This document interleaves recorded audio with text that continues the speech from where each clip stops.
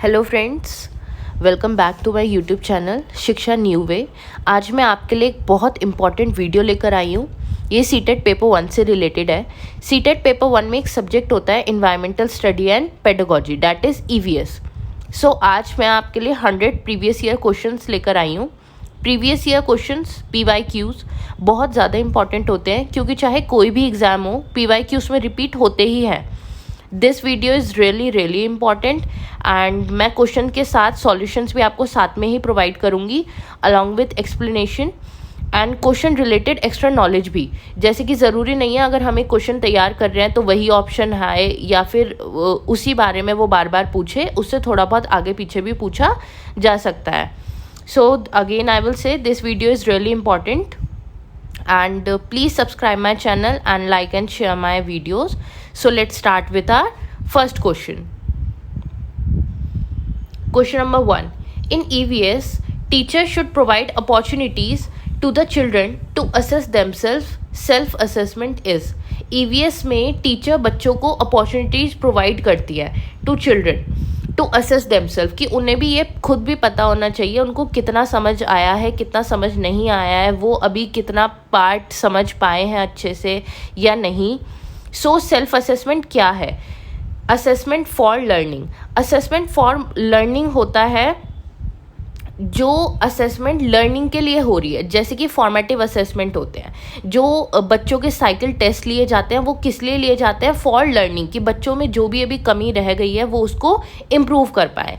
Next option is CCE। CCE is continuous comprehensive evaluation.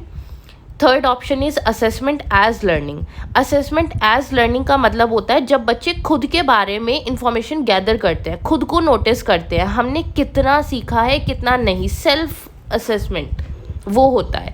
Assessment of learning होता है कि हमने उस चीज़ का असेसमेंट कि हमने अभी तक कितना लर्न किया था, जो कि आपके एसेज होते हैं। समेटिव असेसमेंट जो हाफ ईयरली और फाइनल एग्जाम होते हैं ये समेटिव असेसमेंट होते हैं। तो इसका करेक्ट ऑप्शन है असेसमेंट एज लर्निंग, क्योंकि असेसमेंट एज लर्निंग का ही मतलब होता है कि बच्चे खुद को टेस्ट कर पाए कि हमने कितना लर्न किया है, कितना लर्न अभी तक नहीं किया है। Next question, question number 2. Which one of the following is a weight lifter of international fame? International fame की कौन सी यहाँ पे एक वेट लिफ्टर है? First option is Sunita Williams, second Bachendri Pal, third Suryamani and fourth Karnam Malleswari. इसका करेक्ट ऑप्शन, इसका जो करेक्ट आंसर है वो क्या है? कर्णा मल्लेश्वरी। जो कर्णा मल्लेश्वरी हैं ये एक वेट लिफ्टर है और ये आंध्र प्रदेश में रहती है। इनके फादर कांस्टेबल थे और शी स्टार्टेड लिफ्टिंग वेट। उन्होंने जब ये वेट लिफ्टिंग स्टार्ट की थी वो उस टाइम पे सिर्फ 12 साल की थी, ओनली 12 ईयर्स ओल्ड। और उन्होंने 130 kg तक वेट लिफ्ट किया है और उन्होंने इंटरनेशनल इवेंट्स में 29 मेडल्स जीते हैं, 29। Next question number 3. Which one of the following is a group of roots? इनमें से कौन सा ग्रुप ऑफ रूट है? रूट आपको पता है मतलब जड़ें। First option is beet root, potato, ginger. Beet root, potato, ginger में से पटेटो क्या है? स्टेम है। तो यहाँ पे पटेटो तो स्टेम आ गया, हमें ग्रुप ऑफ रूट्स चुनना है। Second is carrot, turmeric, ginger. तो यहाँ पे जिंजर और टर्मेरिक ये दोनों भी क्या होती हैं? स्टेम होती हैं।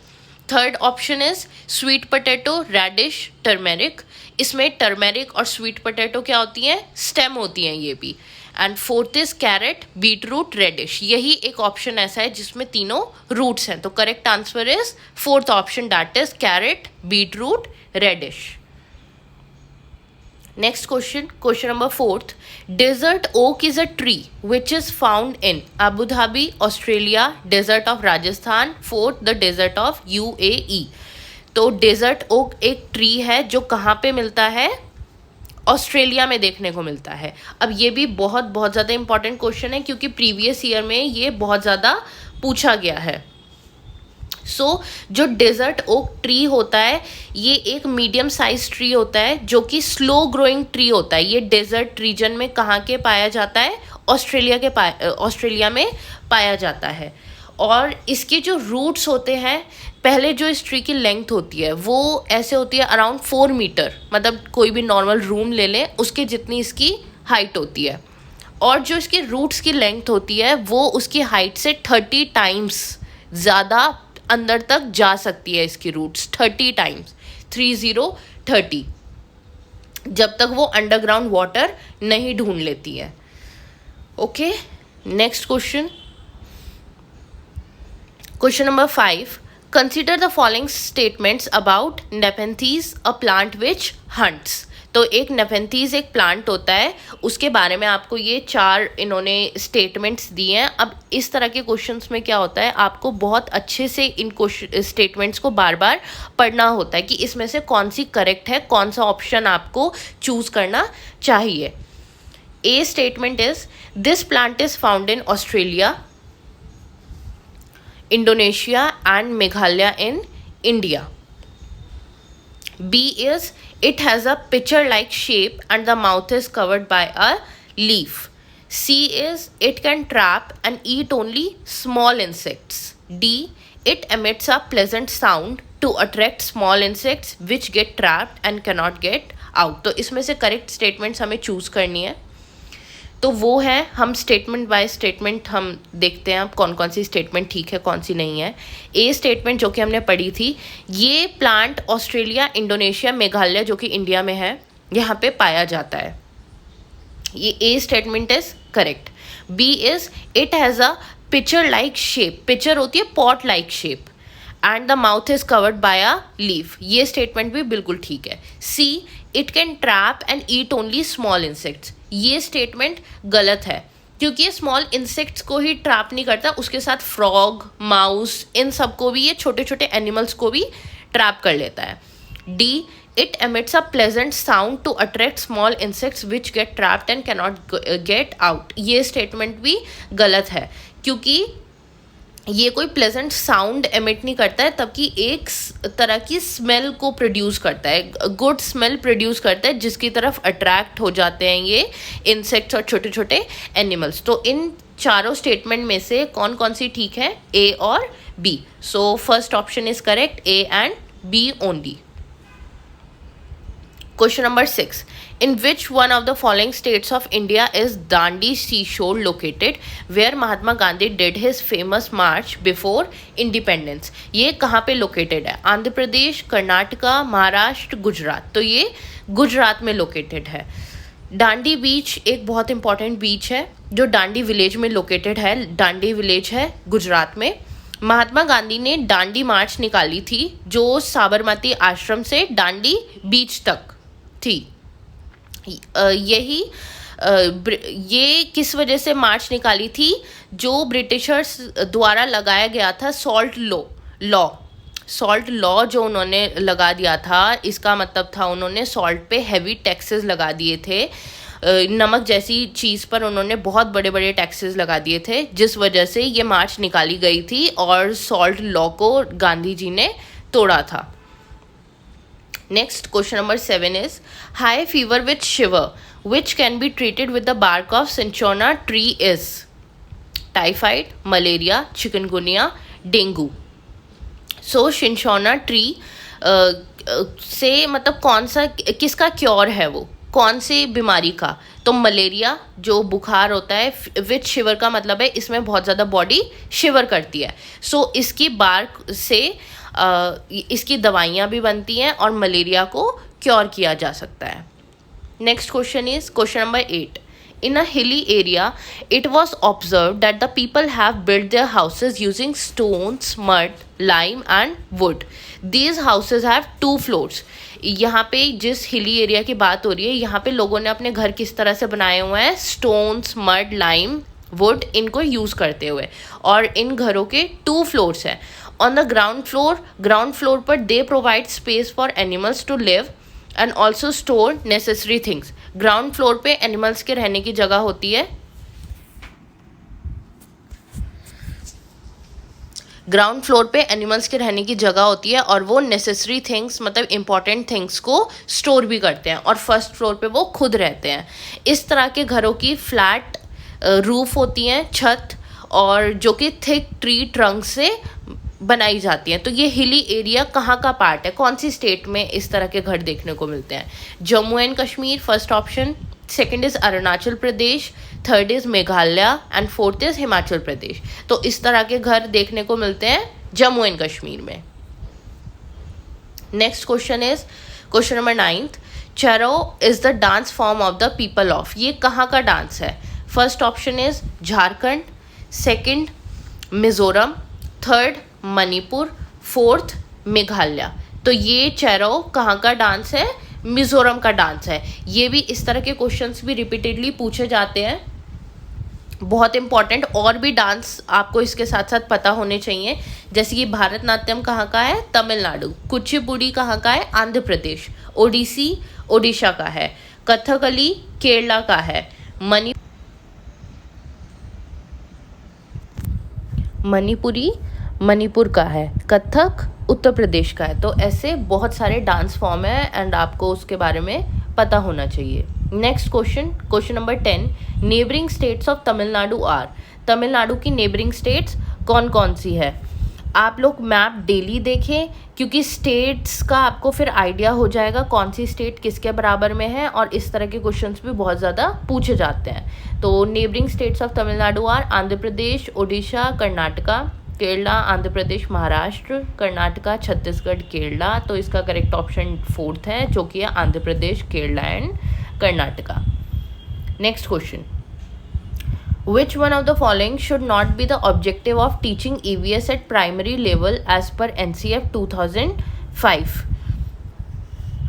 तो इसमें से कौन सा ऑब्जेक्टिव नहीं है EVS पढ़ाने का प्राइमरी लेवल पर as per national curriculum framework 2005? इस तरह के क्वेश्चन भी बहुत बार पूछे जाते हैं और बच्चे बिना पूरे स्टेटमेंट्स पढ़े चूज़ कर लेते हैं, जिस वजह से आंसर गलत हो जाता है। तो पहले एक एक स्टेटमेंट को आप ध्यान से पढ़ें। First is to nurture the curiosity and creativity of the child particularly in relation to the natural environment. ये तो ऑब्जेक्टिव है। यहाँ पे हमें पूछा गया है विच one of the following should not be the objective, कौन सा इसमें से ऑब्जेक्टिव नहीं है। तो ये तो ऑब्जेक्टिव है कि बच्चों की क्यूरियोसिटी एंड क्रिएटिविटी को हमें बढ़ावा देना चाहिए, और जो वो करना चाहते हैं, जिस भी चीज़ में वो पार्ट लेना चाहते हैं, हमें उन्हें करने देना चाहिए। जब तक वो अपने हैंड्स ऑन एक्टिविटीज़ नहीं, वो अपने हाथों से कुछ नहीं करेंगे, तब तक वो कुछ नहीं सीखेंगे। तो ये वाला तो ऑब्जेक्टिव है। Next is to engage the child in exploratory and hands on activities to acquire basic cognitive and psychomotor skills through observation, classification, inference. ये भी ऑब्जेक्टिव है कि बच्चों को अपने हाथों से जो उन्हें करना है उनको करने देना चाहिए, अपने आसपास की चीज़ों को एक्सप्लोर करने देना चाहिए, तभी वो ज़्यादा अच्छे से सीखते हैं। Third is to train children to locate and comprehend relationship between natural, social and cultural environment. Comprehend मतलब अंडरस्टैंड रिलेशनशिप्स, मतलब आसपास को उनको लोकेट करना, रिलेशनशिप को समझना कि नेचर और सोसाइटी के बीच में क्या डिफरेंस है, हमारा जो कल्चरल एनवायरनमेंट है उसके बीच में क्या रिलेशन है, कल्चरल एनवायरनमेंट और नेचर के बीच में क्या रिलेशन है। फोर्थ ऑप्शन, तो ये तीनों तो ऑब्जेक्टिव थे, फोर्थ वाला भी हम एक बार पढ़ लेते हैं। To develop precise quantitative skills among children through understanding of environmental issues. ये ऑब्जेक्टिव नहीं है। प्रिसाइज क्वांटिटेटिव स्किल्स का मतलब है हमें लिमिटेड, जैसे कि आज बच्चों को सिर्फ इतना ही सिखाना है, सिर्फ थोड़ा सा शॉर्ट में ही, ऐसे नहीं हम पहले से फिक्स कर सकते और ना ही हमें करना चाहिए। जितना बच्चे अपने अकॉर्डिंग एक्सप्लोर कर सकता है, अगर 2 सब्जेक्ट्स को साथ में कनेक्ट कर रहा है, अपनी फिजिकल कॉग्निटिव स्किल्स को साथ में कनेक्ट कर रहा है, तो उसे करने देना चाहिए। तो fourth is not objective here.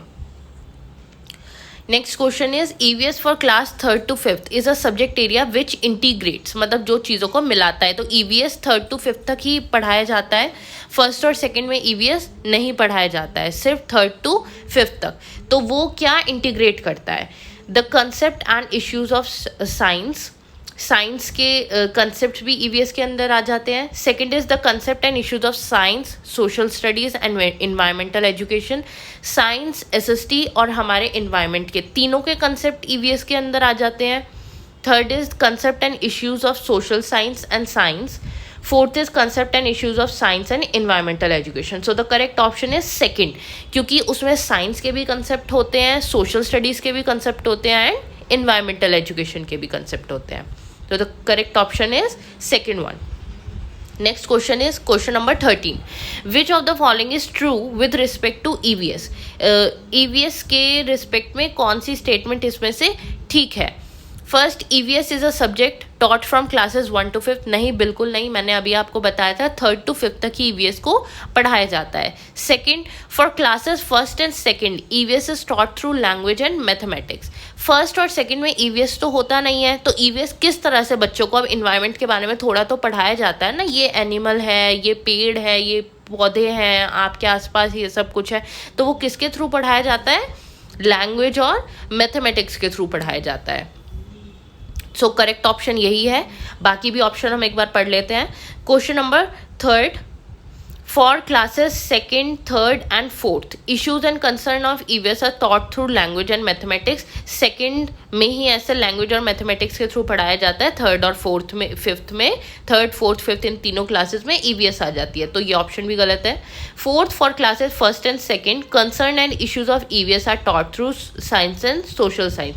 First और सेकेंड में साइंस, सोशल साइंस होती ही नहीं है. बेसिक सब्जेक्ट होते हैं बच्चों के इंग्लिश, हिंदी एंड मैथ्स, और उन्हीं के माध्यम से बच्चों को इन्वायरमेंट की, साइंस की, SST की नॉलेज दी जाती है. So next question is question number 14. Children get lot of space to learn EVS through exploration.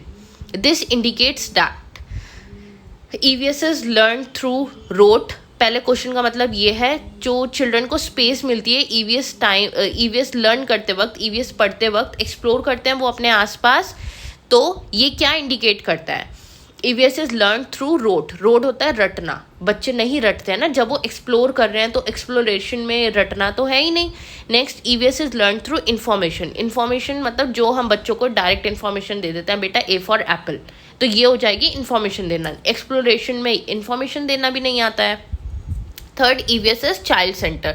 तो ये क्या डिनोट करता है? EVS चाइल्ड सेंटर है. चाइल्ड सेंटर मतलब बच्चे को पहले रखा जाता है कि वो किस तरह से सीखेगा. EVS is teacher centre. नहीं, सब कुछ जो भी हम NCF के अकॉर्डिंग जो भी हम पढ़ाते हैं, जो भी हम करते हैं, तो बच्चों को ध्यान में रख के किया जाता है.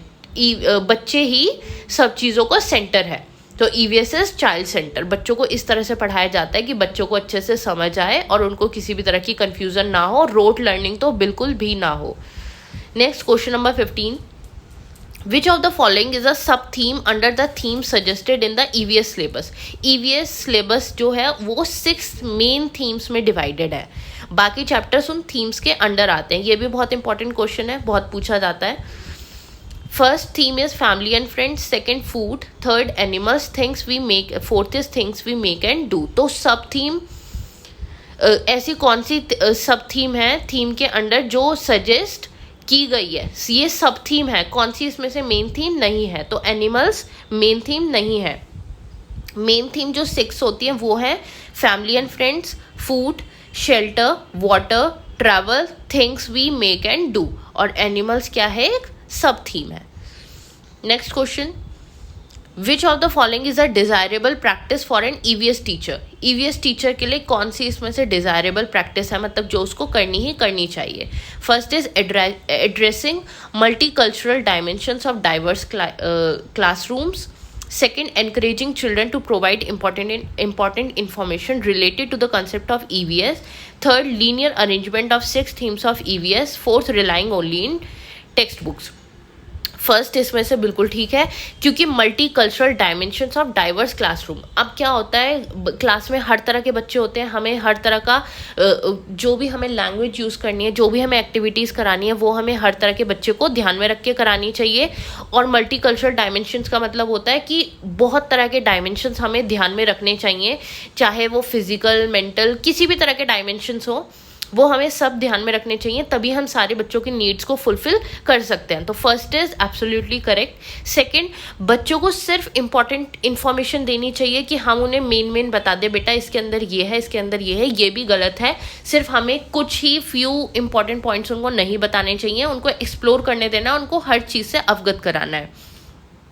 Third, linear arrangement of 6 themes, मतलब अगर सबसे फर्स्ट थीम लिखी है फैमिली एंड फ्रेंड्स, तो हम सबसे पहले वही पढ़ाएंगे, उन्हें बाकी किसी भी थीम के बारे में कोई इन्फॉर्मेशन नहीं देंगे। ये भी गलत है, हम सबको आपस में कनेक्ट करके भी पढ़ा सकते हैं। Fourth, relying only in text book, सिर्फ टेक्स्ट बुक पे रिलाई करना, ये भी बिल्कुल गलत है। बच्चों को उनके natural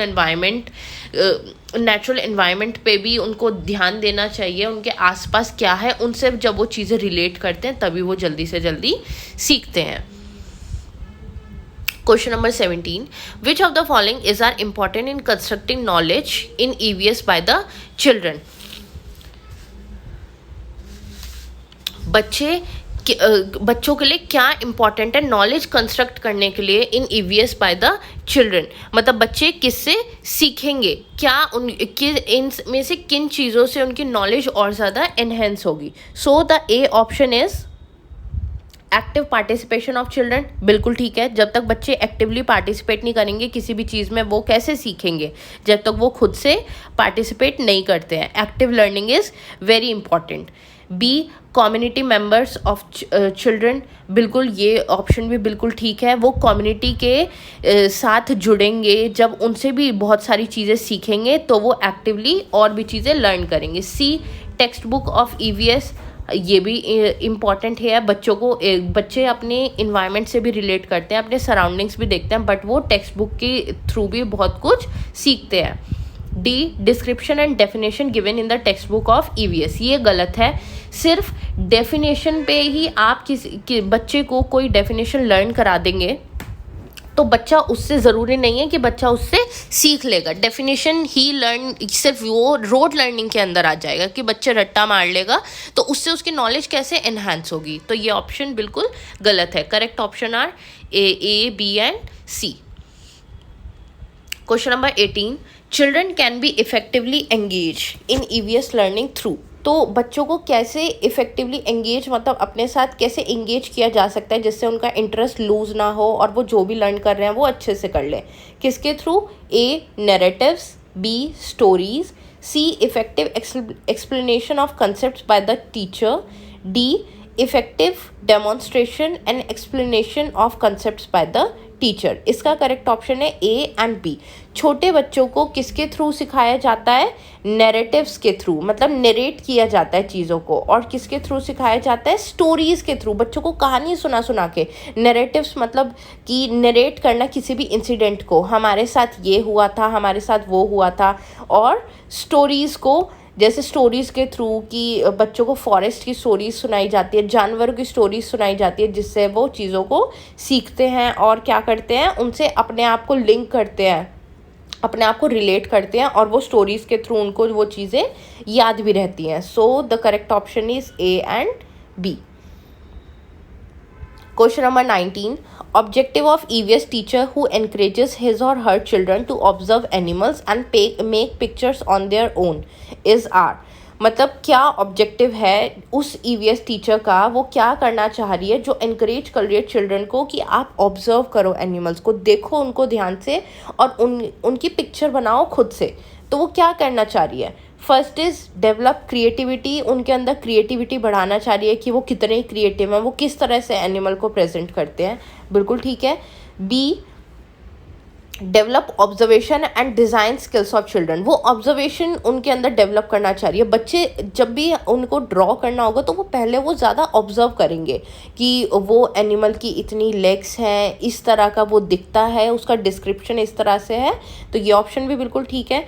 C, develop aesthetic sense of children. Develop aesthetic sense of children का क्या मतलब है कि वो उनके अंदर वैल्यूज़ इनकलकेट करना चाहती है एप्रिसिएशन ऑफ ब्यूटी के लिए, एप्रिसिएशन ऑफ नेचर के लिए। वो उनके अंदर ये डालना चाहती है कि वो अप्रिशिएट करें जो भी वो अपने आसपास देख रहे हैं, नेचर को भी अप्रिशिएट करें। तो वो एनकरेज करना चाहती है। यहाँ पे टीचर क्या एनकरेज करना चाह रही है चिल्ड्रन और यंग पीपल को, टू एक्टिवली नोटिस, वो नोटिस करें, एक्सपीरियंस करें, क्रिएट करें कुछ ब्यूटीफुल इन आर्ट, नेचर, और फिर उसको आपके सामने रिप्रेजेंट करें। तो यहाँ पे तीनों स्टेटमेंट्स ठीक हैं, A, B and C. Question number 20, in EVS learning of crafts and arts working in group is encourage because, ये आर्ट एंड क्राफ्ट को ज़्यादातर टीचर्स प्रमोट करती हैं कि ग्रुप लर्निंग हो। किस लिए टीचर ये एनकरेज करना चाहती है? क्योंकि group learning is easier and very effective strategy for teachers to tackle the problem of indiscipline of the class. जो भी हम पहले तो जब भी आप किसी भी ऑप्शन को चूज़ कर रहे हैं एग्ज़ाम में, तो वो आप बच्चों को ध्यान में रख के करेंगे, टीचर के कंफर्ट के अकॉर्डिंग चीज़ें नहीं चलती है। तो फर्स्ट ऑप्शन क्या बता रहा है कि जिससे कि टीचर की प्रॉब्लम का सॉल्यूशन हो जाए, वो टैकल कर पाए प्रॉब्लम ऑफ इनडिसिप्लिन, कि बच्चे शोर ना मचाएं, इस वजह से ग्रुप बांटती है। बिल्कुल गलत ऑप्शन है। B, group learning promotes peer learning. Peer learning होती है अपने साथ में जो उनके पीयर ग्रुप्स होते हैं वो फॉर्म हो और बच्चे आपस में खेलते खेलते ज़्यादा सीखते हैं। So B is correct. C, group learning improve social interactions. ये भी बिल्कुल ठीक है, बच्चा ज़्यादा से ज़्यादा सोशली इंटरेक्ट करेगा ग्रुप में, वो अपने व्यूज़ भी प्रेजेंट करेगा। बी और सी दोनों ठीक है। D, group learning help in completing the syllabus of EVS in time. ये गलत है कि ग्रुप लर्निंग कैसे जल्दी से जल्दी ईवीएस का सिलेबस कंप्लीट कर देगी, और बच्चों के पॉइंट ऑफ व्यू से तो हम इसमें बिल्कुल भी नहीं सोच रहे हैं। तो बी और सी इसका करेक्ट आंसर है। Next question, which of the following is are the most effective resource for EVS learning. मतलब इन्वायरमेंटल स्टडीज़, इन्वायरमेंट के बारे में हम किससे इन चीज़ों में से ज़्यादा सीख सकते हैं? फैमिली मेम्बर्स, बिल्कुल। हमारा जो फर्स्ट स्कूल होता है वो हमारी फैमिली होती है, हमारे पेरेंट्स होते हैं, तो हम उनसे सबसे ज़्यादा सीखते हैं। फैमिली मेम्बर्स बिल्कुल ठीक है। मेम्बर्स ऑफ द कम्युनिटी बिल्कुल ठीक है, जो कम्युनिटी के मेम्बर्स के साथ हम इंटरेक्ट करते हैं, हम बहुत कुछ सीखते हैं उससे भी। सी, न्यूज़पेपर्स। आजकल स्कूल में भी बच्चों को, इनफैक्ट केजी क्लास को भी बहुत छोटे छोटे से न्यूज़पेपर्स प्रोवाइड करते हैं जिससे कि बच्चे उनको पढ़ें, अवेयर हों अपने आसपास की चीज़ों से भी। न्यूज़पेपर्स बिल्कुल ठीक है। D, classroom. यहाँ पे अगर ऑल ऑफ द अबव होता तो यहाँ पे ए, बी, सी, डी सब आ सकता था, बट हम यहाँ पे ऑप्शन चूज़ करेंगे जो सबसे ज़्यादा रेलिवेंट लग रहा है। यहाँ पे है ए, बी, सी। तो family members, members of community, newspapers, यहाँ पे तीनों इफेक्टिव रिसोर्स हैं for EVS learning. Question number 22, which of the following principle of learning is followed in EVS. EVS में कौन सा प्रिंसिपल ऑफ लर्निंग फॉलो किया जाता है? First is global to local. मतलब अगर हमें पढ़ना इंडिया की किसी स्टेट के बारे में है, पहले हम पूरी दुनिया का पढ़ कर आएँ, फिर हम इंडिया के बारे में पढ़ें, फिर हम पर्टिकुलरली लोकल पढ़ जाएँ, ये तो गलत बात है। ऐसे तो बच्चे की इतनी नॉलेज भी नहीं होती है ना, बच्चा इतना ज़्यादा कॉम्प्रीहेंड नहीं कर सकता है। तो first option is incorrect. Second, abstract to concrete. Abstract होता है माइंड में सोचना, माइंड में, जैसे कि बड़ी क्लासेस में क्या होता है, टीचर आपको कुछ एक्सप्लेन कर रही है तो बच्चे उसको माइंड में सीख लेते हैं, बट छोटे बच्चे ऐसा नहीं कर पाते हैं। छोटे बच्चों को कंक्रीट मतलब हाथ में चीज़ें चाहिए तभी वो उसको अच्छे से सीख पाते हैं। जैसे छोटी क्लासेस में क्या होता है, जिस एनिमल के बारे में आपको पढ़ाना है आप उस एनिमल को बच्चों के सामने लेकर आते हैं, चाहे उसकी ड्राइंग है, पीपीटी के थ्रू या फिर विजुअल रिकॉर्डिंग्स के थ्रू। तो ये ऑप्शन भी गलत है। अननोन टू नोन, ये भी बिल्कुल गलत है कि हम पहले उनको कोई अननोन चीज़ पढ़ाएं कि बेटा कोई अजीब से जानवर का नाम लें और फिर हमें जो डॉग के बारे में पढ़ाना है तो डॉग लें, ये भी तो गलत है। नोन टू अननोन होना चाहिए, जैसे कि जो बच्चों को पता है हमें उस नॉलेज को यूज़ करते हुए उनको अननोन पढ़ाना चाहिए। तो known to unknown is the correct answer here. Question number 23, which of the following is not a tool for formative assessment of learning in EVS? Formative assessment मैंने बताया था ये किस लिए होता है, assessment for learning, मतलब ये assessment हम किस लिए लेते हैं, जिससे कि बच्चे ज़्यादा से ज़्यादा सीखे। तो इनमें से कौन सा टूल नहीं है? जिन भी क्वेश्चंस में नॉट होता है आपको उसे ध्यान से देखना चाहिए। नॉट, तो यहाँ पे पोर्टफोलियो क्या होता है, एक तरह के रिकॉर्ड्स जो बच्चे के स्टार्टिंग से लेके एंड तक उसके रिकॉर्ड मेंटेन करती है ना टीचर, जैसे कि उसकी सारी ड्राइंग्स, उसने कौन से स्टोरी सुनाई, उसने कौन सी पोम सुनाई, क्या क्या उसने अच्छे से सुनाया। सेकंड, रेटिंग स्केल, ये भी टूल है। थर्ड, एनेक्डोटल रिकॉर्ड्स, ये भी टूल है। फोर्थ, एनुअल अचीवमेंट टेस्ट, ये फॉर्मेटिव असेसमेंट का टूल नहीं है, ये समेटिव असेसमेंट का टूल है। समेटिव असेसमेंट मतलब एनुअल अचीवमेंट टेस्ट कब होता है, जब आपके फाइनल एग्जाम्स खत्म हो जाते हैं तो आपको एनुअल रिपोर्ट कार्ड मिलता है, तो ये फॉर्मेटिव असेसमेंट का टूल नहीं है। Next, question number 24, which of the following should be avoided while assessing children in EVS. क्या इसमें से अवॉइड करना चाहिए चिल्ड्रन को असेस करते time. Judging the answers given by children in terms of right और रॉन्ग, फर्स्ट ऑप्शन बिल्कुल गलत है। शुड बी अवॉइडेड मतलब क्या हमें अवॉइड करना चाहिए, यही हमें बिल्कुल अवॉइड करना चाहिए कि एकदम से हम बच्चा जो भी आंसर, पहले तो बच्चे को हमें हमेशा से एनकरेज करना चाहिए कि वो आंसर्स दे, और जैसे ही बच्चा आंसर दे अगर हम उसको एकदम से बोलते नहीं बिल्कुल गलत है बैठ जाइए, ये बहुत गलत बिहेवियर होता है टीचर का। हमें उससे जज भी नहीं करना चाहिए कि आपको तो कुछ भी नहीं आता है आप बैठ जाइए, एकदम से उसको राइट और रॉन्ग नहीं बोलना चाहिए। Second, discuss what we have learned given at the end of each chapter of EVS text book of class 5th। Yes, ये बिल्कुल करना चाहिए कि डिस्कस करना चाहिए, हमें बच्चों के साथ इंटरेक्ट करना चाहिए कि अच्छा बताइए हमने इस चैप्टर में क्या क्या सीखा है, करेक्ट ऑप्शन है। Third, use indicators for assessment, बिल्कुल करेक्ट ऑप्शन है। Fourth, qualitative assessment of children's learning, quantitative अगर यहाँ पे होता है तो ये ऑप्शन भी गलत हो गया होता, बट यहाँ पे क्वालिटेटिव है तो ये ऑप्शन करेक्ट है। सो यहाँ पे हमें क्या चूज़ करना था, जो अवॉइड करना चाहिए, यहाँ पे हम फर्स्ट ऑप्शन को चूज़ करेंगे। Question number 25, a teacher of class 5th conducts an activity in which she asks her children to drop some sugar on the ground and asks them to wait until the ants come there. Children can be given meaningful learning from this activity if teacher, fifth class में ये teacher conduct करती है ये वाली activity. वो थोड़ी सी sugar को ground पे गिराती है, बच्चों को बोलती है कि आप थोड़ी सी शुगर को गिराइए और देखिए एंट्स कितनी देर में आती हैं, तब तक वेट कीजिए, तब तक एंट्स आ जाती हैं। तो ये टीचर यहाँ पे क्या करना चाह रही है, children can be given meaningful learning from this activity.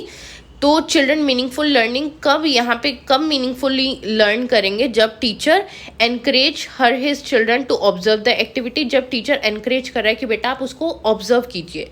Second, to children to share their experiences, हाँ दोनों, अभी तक तो दोनों ठीक है कि वो उनको शेयर करने के लिए बोलती है कि अब आप अपना एक्सपीरियंस मुझसे शेयर कीजिए कि आपने क्या एक्सपीरियंस किया है। Third, encourages her his children to observe share their experiences followed by discussion on the activity, ये अब तक बिल्कुल ठीक है। इसमें वो ऑब्जर्व भी मतलब दोनों चीज़ें आ गई हैं, शेयर भी कर रहे हैं और बाद में उस एक्टिविटी का डिस्कशन भी हो रहा है। Fourth, encourages her his children to answer the question at their home related to the activity, कि बस वो अपने घर पर जाएं, मम्मी पापा के एक दो क्वेश्चन का आंसर कर दें, या फिर वो जो भी उनके आंसर उनको चाहिए वो मम्मी पापा से जाके पूछ लें, मतलब उसका डिस्कशन वो ओवरऑल घर जाके कर लें। तो ये ऑप्शन भी गलत है। तो जो सबसे ज़्यादा आपको रेलिवेंट, जो सबसे ज़्यादा इंपॉर्टेंट ऑप्शन है, जो आपको लगता है कि इस क्वेश्चन के अकॉर्डिंग ठीक है, वो है थर्ड, कि उसमें ऑब्जर्वेशन भी हो रही है, शेयर भी कर रहे हैं अपने एक्सपीरियंस और डिस्कशन भी हो रहा है। Question number 26, consider the following list, ये एक लिस्ट दी हुई है, ये हमें पहले देखनी है। Tortoise, crocodile, crow, duck, fish. In this list which one of the following is different from the others, तो इनमें से एक ऑड वन आउट है, वो आपको सेलेक्ट करना है। Fish, crow, crocodile, tortoise. यहाँ तो हमें क्रो ही दिख रहा है क्योंकि क्रो बर्ड है, वो उड़ती है, वो पानी में, पानी से उसका कोई भी ताल्लुक नहीं है, मतलब वो तैरती नहीं है पानी में, वो एक एक्वेटिक एनिमल नहीं है। बाकी टॉर्टोइज, क्रोकोडाइल, डक, फिश, ये चारों पानी से रिलेटेड हैं, ये एक्वेटिक एनिमल्स हैं।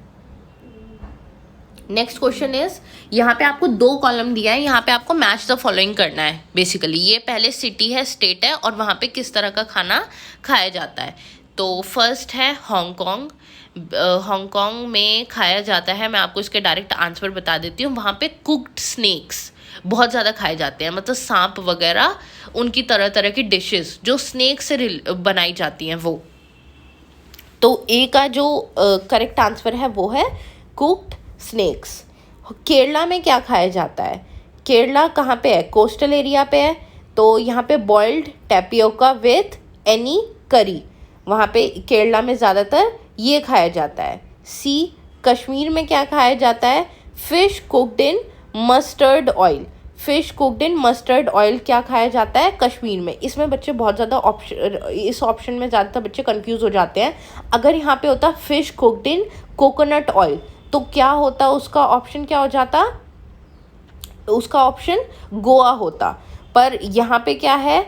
मस्टर्ड ऑयल है, तो इसका जो आंसर है वो क्या है? कश्मीर। नेक्स्ट डी, गोवा का जो करेक्ट आंसर है वो है option number 3, C fish cooked in coconut oil. Goa coastal area पे है, गोवा कोस्टल एरियाज पे लाई करता है, वहाँ पे कोकोनट ट्रीज बहुत ज़्यादा पाए जाते हैं, इसीलिए वहाँ पे कोकोनट करी, कोकोनट ऑयल, जहाँ पे भी आपको ऑप्शन में ये दिख जाएगा वो गोवा का करेक्ट आंसर होगा। सो इसका करेक्ट मैच है second option.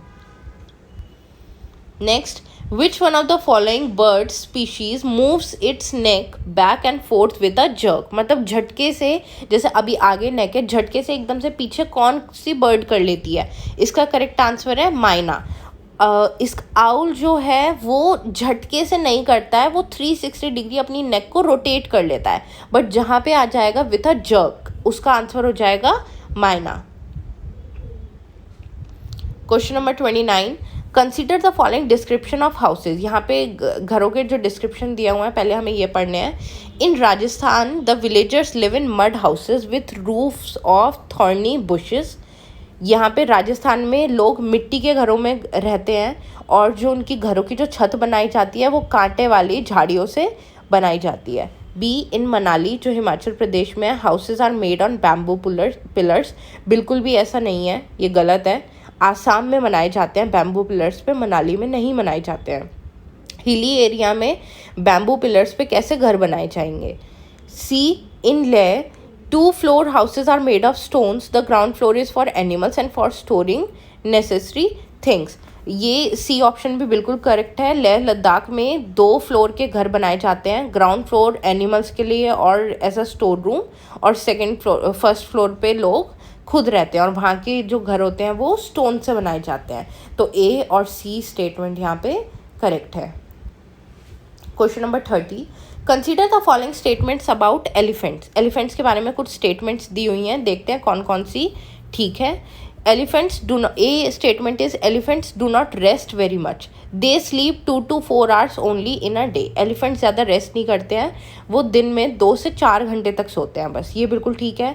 B, an adult elephant can eat more than 200 kg of leaves and twigs in a day. ये गलत है, इसकी जगह होना चाहिए 100 kg ऑफ लीव्स। वो मोर देन 100 kg मतलब अराउंड 100 kg तक वो लीव्स और ट्विग्स खा सकते हैं एक दिन में। एडल्ट एलिफेंट की बात हो रही है यहाँ पे। C option, they love to play with mud and water, the mud keeps their skin cool. ये बिल्कुल ऑप्शन बिल्कुल करेक्ट है, वो मिट्टी के साथ पानी के साथ ज़्यादा से ज़्यादा खेलते हैं, मड जो होती है वो उनकी स्किन को ठंडा रखती है। डी, इन एलिफेंट हर्ड मतलब जो एलिफेंट का जो ग्रुप होता है उसमें जो ओल्डेस्ट फीमेल एलिफेंट होती है वही सब कुछ डिसाइड करती है। ये ऑप्शन भी बिल्कुल करेक्ट है।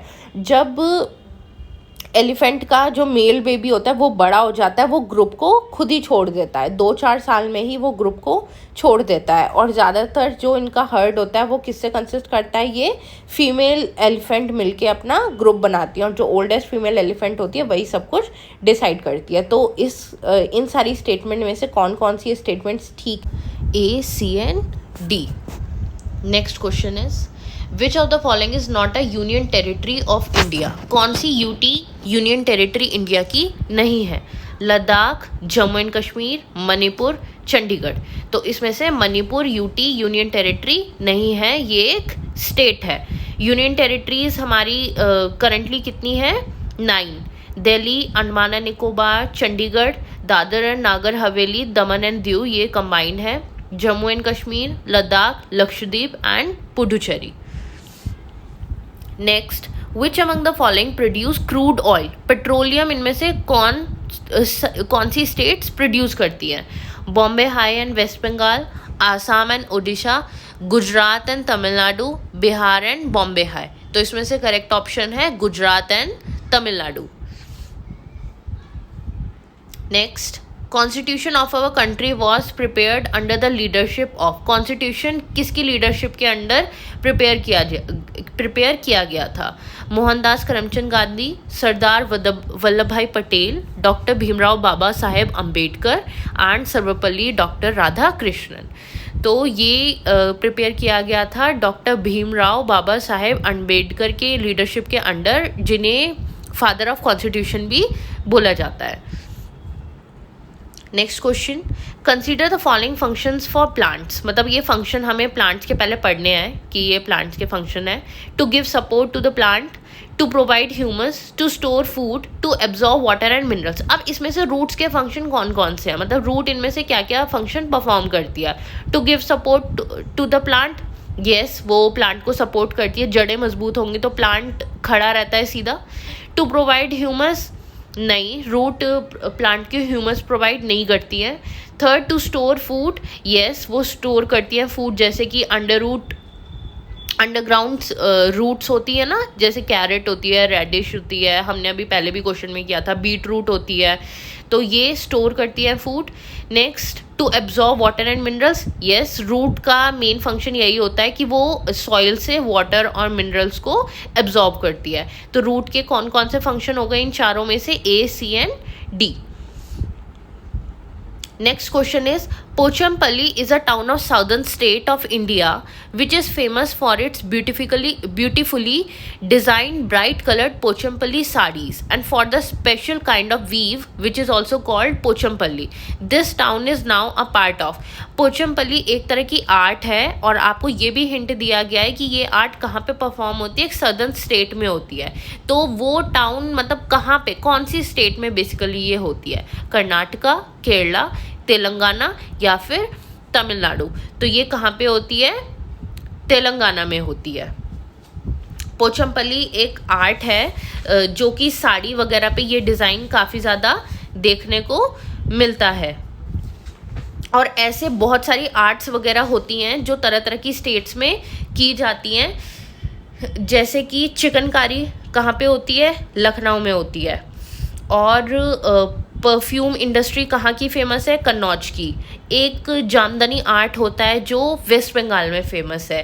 पाशमीना तो आपने सुना होगा, जैसे पाशमीना शॉल वगैरह कहाँ के होते हैं? जम्मू एंड कश्मीर के। और पटोला होता है गुजरात में। तो ऐसी बहुत तरह की आर्ट है, आपको ऑलमोस्ट जितने भी कॉमन हैं उन सब के बारे में पता होना चाहिए। Next, select from the following a group of eatables each member of which is rich in iron। जो इसमें से ऐसा ग्रुप सेलेक्ट करना है जो आयरन की कमी को काफ़ी मात्रा में पूरी करने में सहायक है, मतलब हेल्पफुल है। फर्स्ट ऑप्शन जैगरी, आंवला, टोमेटो। सेकंड आंवला, स्पिनच, जैगरी। थर्ड आंवला, कैबेज, टोमेटो। फोर्थ कैबेज, आंवला, स्पिनच। तो इसमें से जो करेक्ट ऑप्शन है वो है सेकंड, आंवला, स्पिनच, जैगरी। ये आयरन में बहुत आयरन से पूरे भरपूर होते हैं और ये उसकी कमी को पूरा करने में बहुत ज़्यादा हेल्प करते हैं। Next, select from the following a group of birds with each member of which is able to see distinctly the object 4 times as far as we can see। जितना हम देख सकते हैं ऐसा बर्ड्स का ग्रुप सेलेक्ट करना है जो इसका 4 गुना देख सकते हैं, मतलब जितनी हमारी आई साइट है उससे 4 गुना वो देख सकती है। डव्स, क्रोज, पीकॉक्स नहीं। ईगल, पिजन, पैरट्स नहीं। क्रोज, नाइट्स, काइट्स, नाइटिंगेल्स नहीं। ईगल, काइट एंड वल्चर, ये इन तीनों बर्ड्स की आईसाइट काफ़ी ज़्यादा शार्प होती है और ये बाकी बर्ड्स के कंपैरिजन में काफ़ी ज़्यादा हाइट पे फ्लाई करती हैं और इतनी ऊपर से ये अपने प्रे को जो इन्हें हंट करना होता है, अपने शिकार को देख लेती हैं। So the correct option is eagles, kites, vultures. Next, in which one of the following states most villagers construct their wooden houses 3 to 3.5 meter above the ground on strong bamboo pillars with sloping roofs? ये कौन सी state में इस तरह के घर बनाए जाते हैं, वुडन हाउसेस, लकड़ी के बने घर जो 3 से 3.5 मीटर ग्राउंड से ऊपर बैम्बू पोल्स पे बनाए जाते हैं और उनकी रूफ जो होती है स्लांटिंग रूफ इस वजह से बनाई जाती है जिससे कि बारिश का पानी जमा ना हो। तो आपको ऐसी एक और हिंट मिल गया है, तो ऐसी स्टेट जहाँ पे बारिश बहुत ज़्यादा होती है और बैम्बू पिलर्स पे भी इसीलिए बनाया जाता है जिससे कि नीचे पानी वगैरह जो भर जाता है, जब बारिश बहुत ज़्यादा होती है तो पानी भी भरता है, जिससे कि हाउस उनके सेफ रहें। तो इस तरह के घर आपको देखने को मिलते हैं आसाम में। Next, with respect to the location of Delhi on the map of India, मतलब दिल्ली के रिस्पेक्ट में हमें देखना है कि सपोज हमें वहाँ से जाना है Gandhinagar capital of Gujarat and Patna capital of Bihar, तो हमें किधर जाना होगा। तो इस तरह का भी आइडिया आपको तभी होगा जब आपको मैप का अच्छे से पता होगा कि कौन सी स्टेट कहाँ पे लाई करती है। तो इसके लिए आपको डेली बेसिस पे मैप एक बार देखना ही होगा। सो इसका करेक्ट आंसर है south west and south east. मतलब गांधीनगर जो है वो कहाँ पे लाई करता है, दिल्ली के साउथ वेस्ट में, और पटना दिल्ली के साउथ ईस्ट में। Next, which one of the following did experiments with pea plants and found that pea plant has some traits which come in pairs such as rough or smooth, tall और short, yellow और green etcetera. इन्होंने pea plant पे काफ़ी ज़्यादा experiment किए थे और ये भी डिसाइड किया था कि जैसे कि हम 2 पी प्लांट को मर्ज कर देते हैं तो कौन कौन से ट्रेट्स वो शो करेगा। सो कौन थे ये?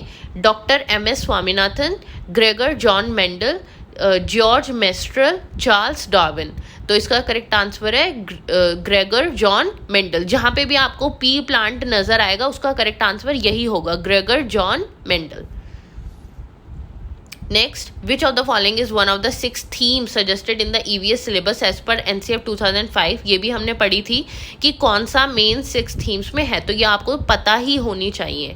सो इसमें है material, natural resources, things we make and do and how things work. तो इसमें कौन सा है correct option? Things we make and do. Basic जो 6 थीम्स थी वो हमने पहले भी अभी थोड़ी देर पहले की थी कि कौन कौन सी मेजर 6 थीम्स हैं, और उनमें से क्वेश्चन आता ही आता है। वो मेजर 6 थीम्स है family and friends, food, shelter, water, travel, things we make and do. तो उनमें से एक है things we make and do.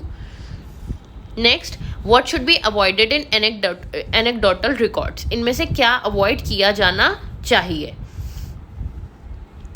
Option A, identifying mainly problematic situation, कि हम प्रॉब्लमेटिक सिचुएशन मतलब जिन सिचुएशंस में बच्चों को सबसे ज़्यादा प्रॉब्लम है हम सिर्फ वही देखें। मेकिंग स्टेटमेंट्स ऑफ जजमेंट, उनके लिए स्टेटमेंट्स जजमेंट की तैयार करें कि आपको इतना आया है इतना नहीं आया है। आइडेंटिफाइंग स्ट्रेंथ एंड वीकनेसेस, कि उनके बच्चों की ये देखें कि उनकी स्ट्रेंथ क्या है और वीकनेस क्या है। D, identifying child's areas of interest and relationships. तो हमें क्वेश्चन में पूछा है क्या हमें अवॉइड करना चाहिए। एनेक्डोटल रिकॉर्ड्स होते हैं जो बच्चों के स्टार्टिंग से लेके एंड तक के उनके रिकॉर्ड्स तैयार किए जाते हैं जिससे कि उनको फ़ायदा मिलता है। जैसे कि सपोज एक टीचर ने रिकॉर्ड तैयार किया, आगे आने वाली टीचर वो रिकॉर्ड देख सकती है और बच्चे के बारे में पता लगा सकती है। तो इसमें हमें क्या क्या अवॉइड करना चाहिए? आइडेंटिफाइंग मेनली प्रॉब्लमेटिक सिचुएशन, ये हमें अवॉइड करना चाहिए कि जिसमें बच्चे की सिर्फ जो एरियाज़ में उसको प्रॉब्लम है हम सिर्फ वही मेंशन कर रहे हैं। ये तो बात गलत हो जाएगी ना, उसका नेगेटिव इम्पैक्ट ही जाएगा कि बच्चे की सिर्फ ये कमियां हैं। Next, making statements of judgement, ये भी गलत है कि हम डायरेक्ट उसको ये बोलते हैं आप एक ब्रिलियंट चाइल्ड है या फिर आपका दिमाग इतना नहीं चलता है, आप एवरेज चाइल्ड हो। ऐसे हम रिमार्क भी बच्चों पे पास नहीं कर सकते हैं। सी, आइडेंटिफाइंग स्ट्रेंथ एंड वीकनेसेस, हाँ हम उसके दोनों मेंशन कर सकते हैं कि बच्चे की स्ट्रेंथ ये है और वीकनेस ये है। और डी भी करेक्ट है कि identifying child's areas of interest, हमें उसके इंटरेस्ट के बारे में लिखना चाहिए। बच्चा इस चीज़ में बहुत अच्छा है, ये उसका इंटरेस्ट है, और बाकी बच्चों के साथ उसके रिलेशनशिप कैसा है। सो हमें क्या क्या अवॉइड करना चाहिए? A and B. How will you plan for an integrated EVS classroom, हम कैसे एक इंटीग्रेटेड मतलब कंबाइंड EVS क्लासरूम जिसमें काफ़ी हद तक हमारे ऑब्जेक्टिव्स फुलफिल हो जाएं, कैसे हम उसको प्लान कर सकते हैं? कंबाइंड 2 और more subject areas into 1 lesson, yes बिल्कुल ठीक है, क्योंकि हम EVS में क्या करते हैं साइंस, SST, इन्वायरमेंट के बारे में सब चीज़ों को कंबाइन करके पढ़ाते हैं जिससे कि हमारी एक ही क्लास में बच्चों को हर तरह की नॉलेज मिल जाए। Separate all the subjects into a different plans, ये पॉइंट गलत है क्योंकि हम बच्चों के सामने अगर सब्जेक्ट्स को सेग्रीगेट करते हैं तो बच्चों को उसमें डिफ़िकल्टी हो सकती है, वो उनके ऊपर बर्डन पड़ेगा कि उनको इतनी छोटी क्लास में इतने सारे सब्जेक्ट पढ़ने हैं। Third is arrange separate teachers for science and social science. जब हमें साइंस और सोशल साइंस को एक साथ मर्ज करके पढ़ाना है तो उसका कोई पॉइंट नहीं है कि हम साइंस की अलग से टीचर लेकर आएँ एंड सोशल साइंस की अलग से। Arrange separate teacher specialising in environmental science, इसकी भी हमें कोई ज़रूरत नहीं है। So correct answer is combine 2 और more subject areas into 1 lesson. Next question is, Puneet gave his class 5th learners an outline of human body and asked them to draw the digestive system before teaching chapter on food. Puneet यहाँ पे क्या करना चाहता है, उसने बस एक outline दे दिया बच्चों को ऑफ ह्यूमन बॉडी। अब उनको ड्रॉ करना है अपनी इमेजिनेशन से कि हमारी ह्यूमन बॉडी के अंदर क्या क्या होता होगा। तो पुनीत ने ऐसा किस लिए किया है? First, test if learners could make label diagrams, क्या वो अच्छे से डायग्राम बना पाते हैं, पुनीत ने क्या ये चेक किया है। Second, elicit learners ideas about digestion, मतलब उनको एक तरह से अवेयर करवाना या फिर उनके जो उनकी मेमोरी में है चीज़ें वो निकलवाना कि वो क्या सोचते हैं उसके बारे में, उनको अवेयर करवाना कि बच्चे क्या सोचेंगे, उनके पेट में ऐसा क्या क्या है। बच्चे ज़्यादातर यही सोचते हैं हमारे पेट में एक छोटा सा पेट है, बाकी किसी ऑर्गन के बारे में वो इतना नहीं सोचते हैं। Third, identify learners with good drawing skills, वो वहाँ पे ड्राइंग तो नहीं देखेगा किसी की। D, evaluate learners on the process of digestion, की डाइजेशन भी बच्चों को कहाँ इतना समझ आएगा कि क्या प्रोसेस पूरा डाइजेशन का है। तो बस इसका करेक्ट ऑप्शन है elicit learners ideas about digestion, मतलब उनको अवेयर करवाना डाइजेशन के क्या क्या आइडियाज़ हैं जिससे कि एक तरह से ग्रुप डिस्कशन क्लास में किया जा सके। Next question is, which of the following is not correct with respect to formative assessment. Formative assessment मैंने बताया था जो यूनिट टेस्ट, जो साइकिल टेस्ट बच्चों के होते हैं FA1 FA2 इस तरह से, उसके बारे में क्या इस चीज़ में करेक्ट नहीं है। It is to be reported in every quarter of report card, बिल्कुल गलत है, वो रिपोर्ट कार्ड में नहीं दिखाया जाता है बार बार। वो एक तरह से होता है असेसमेंट फॉर लर्निंग, वो लर्निंग के लिए असेसमेंट होती है, वो फाइनल जजमेंट बच्चों को मार्क्स वगैरह दिखाने के लिए नहीं किया जाता है। Next, it helps the teacher in taking timely action for enhancing learning, हाँ ये बिल्कुल ठीक है। अगर टीचर्स को पहले ही पता लग जाता है बच्चा किस में वीक है और किस में स्ट्रॉन्ग है, वो फिर उस तरह से टाइम से एक्शन ले सकती है जिससे वो एसे समेटिव असेसमेंट तक प्रिपेयर हो जाए। It is to monitor students progress, yes, कि उसने अभी तक कितना ज़्यादा प्रोग्रेस किया है, कितना ज़्यादा उसने तैयार कर लिया है। Fourth, any information on learning of child can help in formative assessment, हाँ अगर हमें बच्चे के बारे में पता लग जाता है तो हम उसकी लर्निंग को एनहांस कर सकते हैं, जो भी उसके वीक पॉइंट है उनको ओवरकम कर सकते हैं। तो जो करेक्ट नहीं है वो है it is to be reported in every quarter of report card. Next question, Smita wanted to sensitize her learners about gender disparity and stereotypes related to work. What should Smita choose to do in her class from the following suggestion? Smita अपने learners को sensitize, मतलब उनको aware कराना चाहती है कि इस तरह का भी जेंडर डिस्पैरिटी और स्टीरियोटाइप्स के बारे में, कि इस तरह का भेदभाव होता है। स्टीरियोटाइप्स मतलब पहले से जो थिंकिंग, ऑर्थोडॉक्स थिंकिंग जो सोसाइटी की है कि लड़कों को ये काम करना चाहिए, लड़कियों को ये काम करना चाहिए, तो वो अपने लर्नर्स को उससे अवेयर कराने के लिए या फिर उनके माइंड में जो जो क्वेश्चंस हैं उनको सेंसिटाइज करने के लिए कौन सी एक्टिविटी को परफॉर्म कर सकती है। Present students with stereotypical models, की हर एक मॉडल को हम उनके सामने लेकर आएँ। Second, show flash card of different kind of work, से वर्क के फ्लैश कार्ड दिखाएं, ये लड़का कर सकता है, ये लड़की कर सकती है। Third, ask only boys to sweep the classroom daily, सिर्फ लड़कों को ये बोल दें कि आपको डेली झाड़ू लगानी है। Fourth, invite a student mother to class who is an auto driver, ये ऑप्शन करेक्ट है क्योंकि बच्चे जब अपने सामने देखेंगे तो उनके माइंड में जो जैसा उन्होंने अपनी फैमिली में सीखा है बहुत ज़्यादा ये भी क्वेश्चंस आएंगे कि अरे नहीं, हमने तो सिर्फ जेंट्स को, हमने तो सिर्फ मेल्स को ऑटो चलाते हुए देखा है। फिर वो वहाँ पे सेंसिटाइज करेंगे कि वो सिर्फ मेल का काम नहीं है, मेल एंड फीमेल वो दोनों ही कोई भी काम कर सकते हैं। नेक्स्ट क्वेश्चन, स्मायन of class 5th usually does not do his given class work, वो अपना काम, स्मायन जो है क्लास 5th का, वो अपना काम नहीं करता है, तो हम इस सिचुएशन को किस तरह से टैकल कर सकते हैं। Talk to him to find his difficulty and adjust class work accordingly, हम उससे बात कर सकते हैं, उससे पूछ सकते हैं कि वो ऐसा क्यों कर रहा है, क्या डिफ़िकल्टी वो फेस कर रहा है, और अगर उसको लग रहा है कि हम ज़्यादा बर्डन डाल रहे हैं तो हम अपना क्लास वर्क या फिर होमवर्क जो भी हम उसे देख रहे हैं उसको किसी तरह से एडजस्ट कर सकते हैं। ये बिल्कुल करेक्ट ऑप्शन है। Second, make another child help complete his class work, ये बिल्कुल गलत है कि हम दूसरे बच्चे, कब तक कोई दूसरा बच्चा उसका काम करता रहेगा। Talk to parents and counsel them, कि हम पेरेंट्स से ही डायरेक्ट बात करें और उनसे ये इस चीज़ के बारे में पता लगाने की कोशिश करें कि आपका बच्चा ऐसे क्यों कर रहा है। पहले हमें खुद बच्चे से बात करनी चाहिए, तब हमें सेकेंडरी ऑप्शन ये है कि पेरेंट्स या फिर जो हमारे इंचार्जेस हैं उनसे हमें तब बात करनी चाहिए। Fourth, give him alternative and simpler homework. तो बाकी बच्चों के कंपैरिजन में हम उसका होमवर्क कम ज़्यादा नहीं कर सकते हैं। सबसे बेस्ट ऑप्शन यहाँ पे यही है कि हम बच्चे से बात करें और उसकी डिफ़िकल्टी का पता लगाएं कि वो कौन सी डिफ़िकल्टी को फेस कर रहा है, वो अपना काम क्यों नहीं कर रहा है। Next question, Muskan organised a debate on the topic. Muskan ने इस टॉपिक पर एक डिबेट रखी है। Use of diesel vehicles in transportation should be prohibited, कि डीजल के व्हीकल्स जितने भी हैं डीजल व्हीकल्स उनको प्रोहिबिट किया जाना चाहिए, उन पर रोक लगाई जानी चाहिए। What is the purpose of organising this debate, मतलब इस टॉपिक पर डिबेट रखने का क्या पर्पज़ है। She wants to sensitize students on the need to ban diesel vehicles completely in transportation. वो बच्चों को अवेयर कराना चाहती है कि हमें डीजल व्हीकल्स को बैन कर देना चाहिए। हम डायरेक्ट बच्चों को कुछ भी करने के लिए कैसे बता सकते हैं अगर उनको दोनों तरफ से ओपिनियन उनके नहीं उनको पता है कि क्या उसके एडवांटेजेस है, क्या ड्रॉबैक्स है। हम उन पर कोई भी चीज़ ऐसे थोप नहीं सकते कि आपको डीजल व्हीकल्स को बैन करना चाहिए, ये करना चाहिए। It would help in knowing students views and correcting them.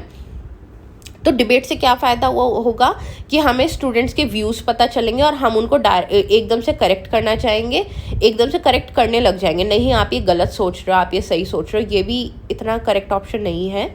Third, she wants to sensitise students on advantages of using modern vehicles.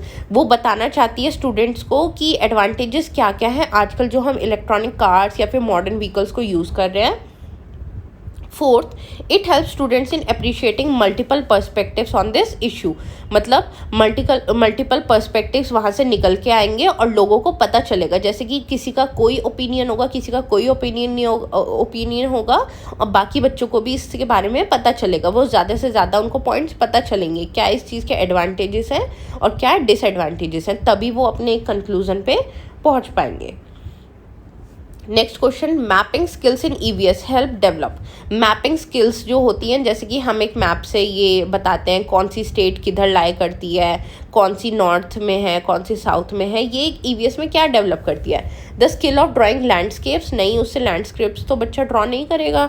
Second, the skill of predicting and calculating, क्या predict और calculate कर सकता है उससे बच्चा, कुछ भी नहीं।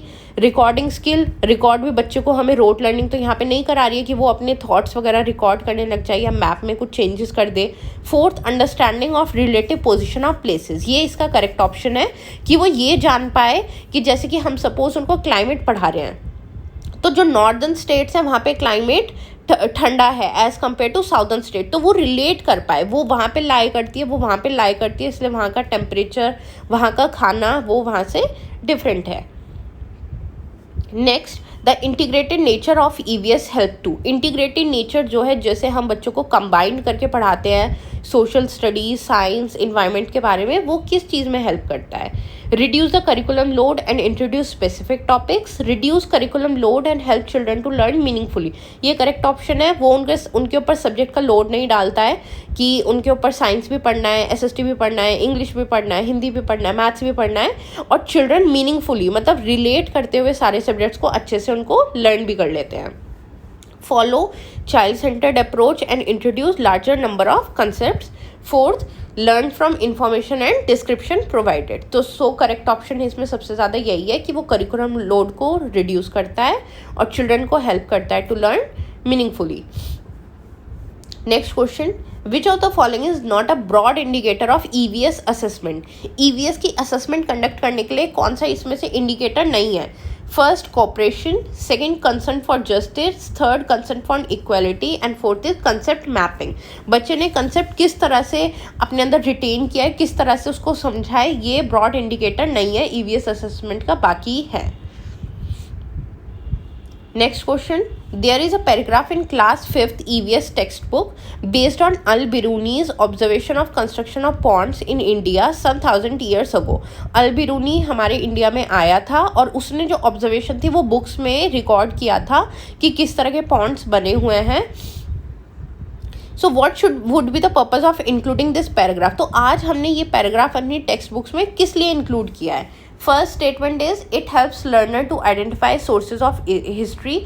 इससे हम लर्नर्स को अवेयर करा सकते हैं, वो इस चीज़ से जागरूक होंगे कि क्या क्या सोर्सेज ऑफ हिस्ट्री है, हमारी जो हिस्ट्री थी वो हमें किस किस चीज़ के थ्रू पता चल रही है। करेक्ट ऑप्शन है। It help learner to improve their recording of observations. वो तो कुछ रिकॉर्ड नहीं कर रहे हैं, तो ये इनकरेक्ट है, ऑप्शन इनकरेक्ट स्टेटमेंट है। It help learner to appreciate technology present in India some 1000 years back. इससे क्या होगा, बच्चों को पता लगेगा कि आज हमारे यहाँ पे इस तरह के मॉन्यूमेंट्स है, इस तरह की बिल्डिंग्स हैं, 1000 साल पहले किस तरह के थे, क्या क्या हमारे इंडिया में था। ये भी करेक्ट ऑप्शन है। It helps learner to appreciate the role of evidence in history.